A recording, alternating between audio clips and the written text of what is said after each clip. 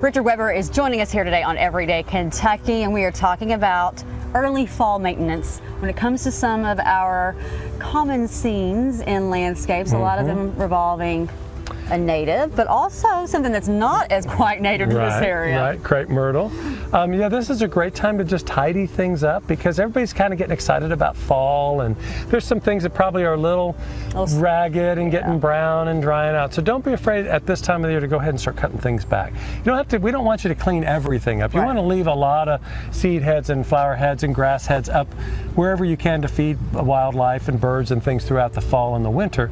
But some of these things might just be getting on our nerves a little bit, and it's amazing. It's kind of like when you clean your house. Yeah. If you can go around and kind of clean different parts of your garden and your yard, it just gives you kind of a renewed lease. Sense of accomplishment too. Yeah, and then you can kind of put in a fodder shock and some pumpkins and some gourds and plant some mums. Yeah, so we see these all over the gorge area. Yeah, this is Joe Pie weed. Great for our monarchs. Monarchs, tiger swallowtails, all kinds of butterflies.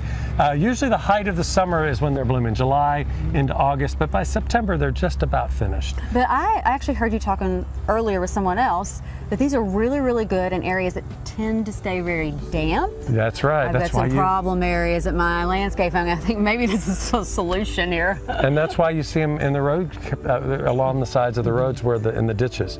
So yeah, there are some of these. You might want to look for Baby Joe and Little Joe, because those are everything very small on about a 2 to 3 foot size plant. Okay. Still attracts all the butterflies and pollinators and things. So it's a really neat solution to create like a little mini rain garden. And when it comes to the crepe myrtles, a lot of the pruning we can do now is hopefully kind of strengthening it when we have a winter that's really bad. It can help. It's not necessarily, but it's nice to just get some of that maintenance done so it's not going all the way through the winter looking kind of cruddy. And I tell you what, the crepe myrtles have been showing off this year. They sure have. Wow, I mean there's some years that you don't hardly see any of them because they got hit so bad in the winter. That's right. And this year they must have liked the rain and the heat and all of that stuff together. Whatever we call that. It was a perfect storm. They liked it. Perfect crepe myrtle storm.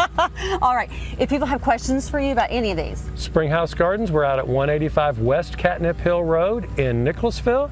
We have a beautiful garden center, beautiful grounds, and we do weddings and events as well. So look us up online at springhousegardens.com, and also our venue is the barn at springhouse.com.